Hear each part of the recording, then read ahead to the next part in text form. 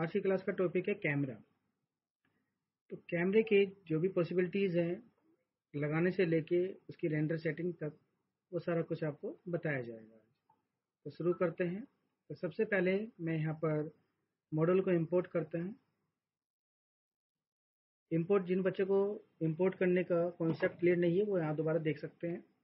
तो इंपोर्ट में पहले हम लेके आ रहे हैं ऑटोकैड की फाइल। यूनिट सेम होनी चाहिए जो ऑटोकैड में है या मैक्स यूनिट है, तो इंपोर्ट वाली पेज भी आपका यहाँ पर सेम होना चाहिए। तो वर्किंग यूनिट मेरी वहाँ पर सेंटीमीटर में है, तो मैं इसको यहाँ पर सेंटीमीटर लूँगा और मैट्रिक में इसको आप सेंटीमीटर सेट कर देंगे। फिर आप इंपोर्ट में जाके यहाँ पर model link AutoCAD 3D model को हम यहाँ पर लेके आते हैं।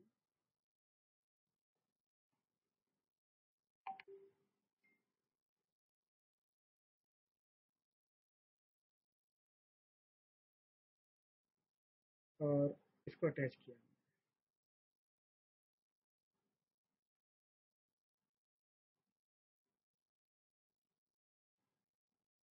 मैक्स की फाइल को लाने के लिए यहाँ पर इंपोर्ट में आप मर्ज का यूज करेंगे।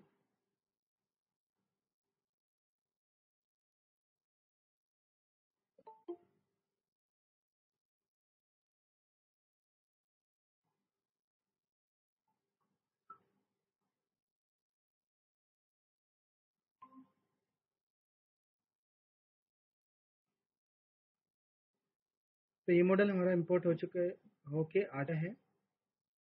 अब हम आज का टॉपिक में कैमरे के बारे में, फिजिकल कैमरा लगाना यहाँ पर समझते हैं कैसे लगाएंगे। तो अब यहाँ पे जाएंगे कैमरा सेटिंग में। कैमरा, दो तरह के कैमरे हैं, स्टैंडर्ड और वी रे। हम यहाँ पर बता रहे हैं वी स्टैंडर्ड में फिजिकल। इसके लिए आप टॉप प्लान में जाएंगे। अगर कैमरे को अंदर से लगा रहे हैं तो सोर्स एंड टारगेट ऐसे आपको लगाना है। ये जो वी शेप बन के आ रही है इसके अंदर जो ऑप्शन कवर होगा वही आपको दिखाई देगा। कैमरे को एक्टिव करने के लिए यहाँ पर्सपेक्टिव की जगह पे कैमरा या शॉर्टकट सी टाइप करके भी आप ऑप्शन ले सकते हैं। कैमरा एलिवेशन में बिल्कुल ज़मीन पर है। कैमरे को आप यहाँ से भी सिलेक्ट कर सकते हैं, सिलेक्ट कैमरा, और मॉडिफाई में जाके अगर आपको इस वाले आइकॉन से जूम पैनल में ये फील्ड ऑफ व्यू है, इसको एक्टिवेट करना है तो कैमरे को सिलेक्ट करके मॉडिफाई में फील्ड ऑफ व्यू को एक्टिव कर देंगे। फिर आप यहाँ से इसको कैमरे को फील्ड ऑफ व्यू को चेंज कर सकते हैं। पहला ऑप्शन, पहले हमें कैमरे को थोड़ा ऊपर उठाना है तो कैमरे वाले व्यू पोर्ट में आके स्क्रॉल को प्रेस करते हुए पैन कर सकते हैं। लेकिन ये व्यू रियल नहीं है। कैमरे पे यहाँ पर आप क्लिक करें, यहाँ पर एक होता है शो सेव फ्रेम, शॉर्टकट का आप यूज कर सकते हैं थोड़ा फास्ट वर्क करने के लिए।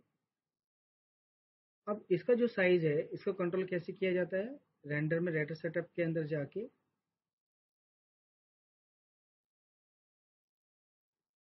यहाँ पर कॉमन में आप लेंगे कस्टम, लॉक से अनलॉक कर दें।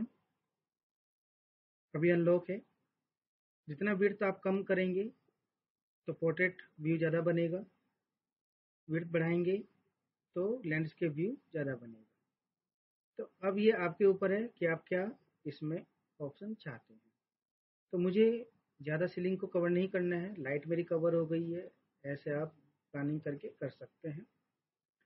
और जब लॉक हो जाए, अब आप जब इसकी वैल्यू को इंक्रीज करेंगे तो ये पिक्चर की एचडी क्वालिटी बढ़ाएगा। तो 3000, 4000, 5000 जो भी आपकी नीड है उस हिसाब से आप इसे सेट कर सकते हैं जब फाइनल रेंडर करना हो। यहाँ का काम खत्म हो गया। अब वापस कैमरे पर आते हैं। तो यहाँ पर कैमरे में सोर्स और टारगेट को आप अलग अलग हाइट दे सकते हैं।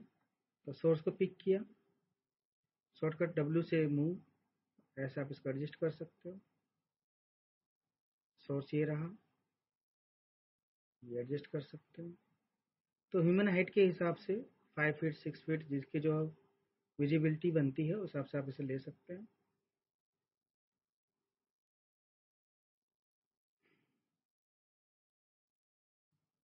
कैमरे को मूव करना चाहते हो आगे पीछे तो यहाँ पर होता है आपका डोली कैमरा जूम पैनल में, और कैमरे की वाली स्क्रीन पे रख के लेफ्ट बटन प्रेस करते हुए आप आगे पीछे भी ऐसे कर सकते हैं।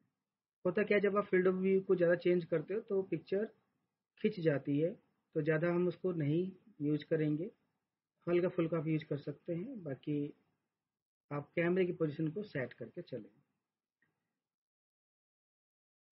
ये मैंने कहा ये सेट कर लिया। स्क्रॉल को प्रेस करते हुए अगर थोड़ा घुमाना चाहते हैं तो यहाँ पर रोटेट का ऑप्शन भी अवेलेबल है। कैमरे को आप ये रोटेट कर रहे हैं,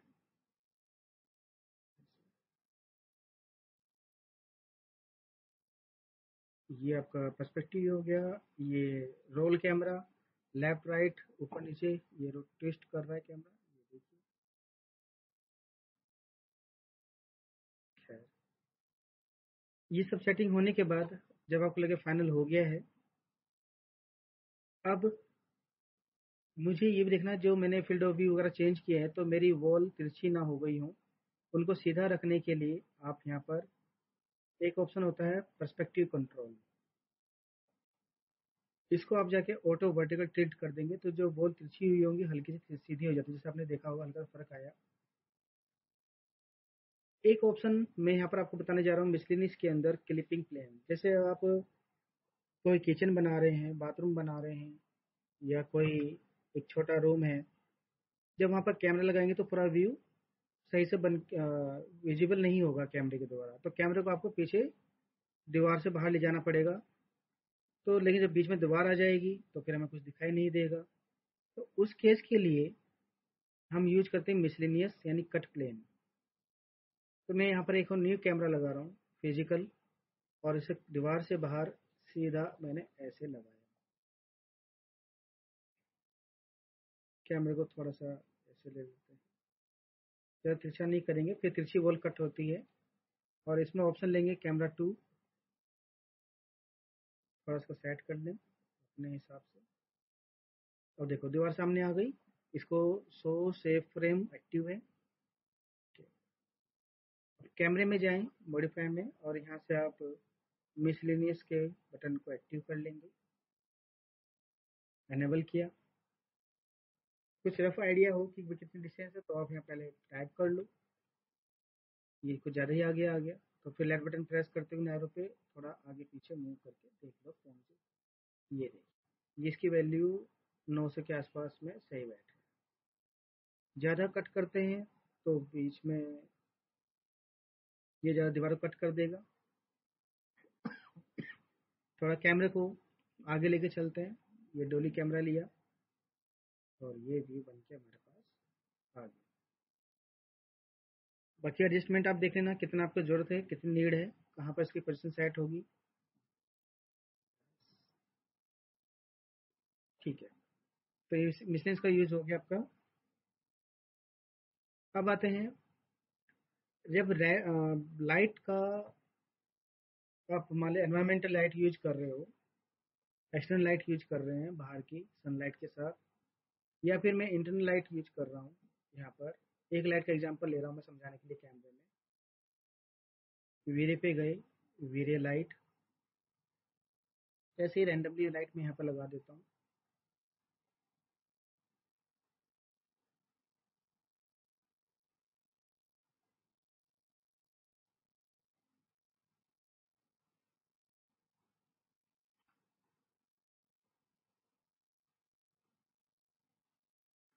ऐसे लगा दिया और इस लाइट को मैं इनविजिबल कर देते हैं।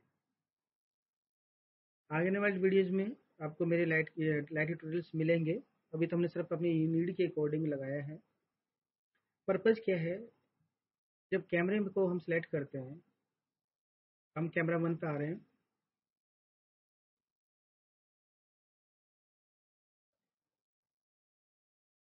तो जब आपको रेंडर करके दिखाता हूँ मैं एक छोटा सा रेंडर सेटअप में जाएं, पहले चेक करें कि क्या सेटिंग इसमें चल रही है।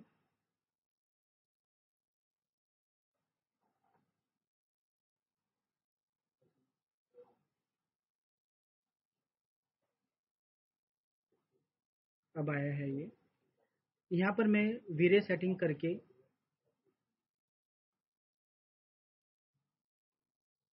वीरे में जाइए और सीधा नीचे कैमरे में पहुंच जाओ। यहाँ पर आपको क्या करना है, auto exposure, auto white balance, इसको सेट करना है और यहाँ पर कैमरे को लॉक कर दें। अब मैंने ऐसा क्यों किया, जब मैं यहाँ पर कैमरे में जाऊंगा, सेलेक्ट कैमरा, तो रेंडर सेटिंग के लिए मुझे एक्सपोजर वैल्यू क्या है हिडन ट्रायल मेथड से चेक नहीं करनी पड़ेगी, तो वो सॉफ्टवेयर यहाँ पर मुझे ऑटोमेटिक बता देगा कि किस सेटिंग पे बेस्ट रिजल्ट आ रहा होगा, उस सेटिंग को हम यहाँ ट्रांसफर कर लेंगे। कैसे, इसको एक बार आप रेंडर करिए।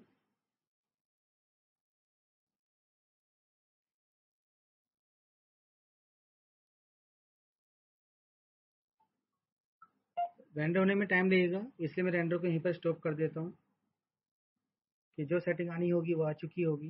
इसको मिनिमाइज कर दें, ये आ गया। अब यहाँ पर आप ट्रांसफर टू कैमरा का ऑप्शन ले लेंगे। ऑल कैमरा व्यूज या views camera without exposure only, नहीं हमें तो सब कुछ चाहिए, ये ट्रांसफर कर दिया। तो यहाँ पर आप जब नीचे आएंगे, एक्सपोजर वैल्यू ये देखिए अपने आप से ऑटोमेटिक सेट हो गई, टेम्परेचर सेट हो गया, नहीं तो ये हमें मैनुअली करना पड़ता। अब जब भी आप रेंडर करेंगे, अगर आपने इसको ऑन रखा, अब आप लाइट की इंटेंसिटी कम भी करेंगे, ज़्यादा भी करेंगे, कैमरे को चेंज भी करेंगे इसके अंदर की सेटिंग को, तो कुछ फर्क नहीं पड़ेगा क्योंकि यहाँ पर ऑटो मोड चल रहा है। अगर आपको मैनुअल चेंज करना है आगे चल के, तो इसको आपको हटाना होगा बस। तो अभी रेंडर पर फोकस नहीं है, कैमरे की सेटिंग पे है। अब आपको यहाँ पर शटर स्पीड वगैरह कंट्रोल करने की आवश्यकता नहीं है, जो डिफ़ॉल्ट सभी सेटिंग्स हमने यहाँ पर सेट कर लिए by automatic mode render setup के द्वारा, वीरे के द्वारा। तो बस इतना होने के बाद अब आप, ये हमारी कैमरे की वीडियो बन जाती है।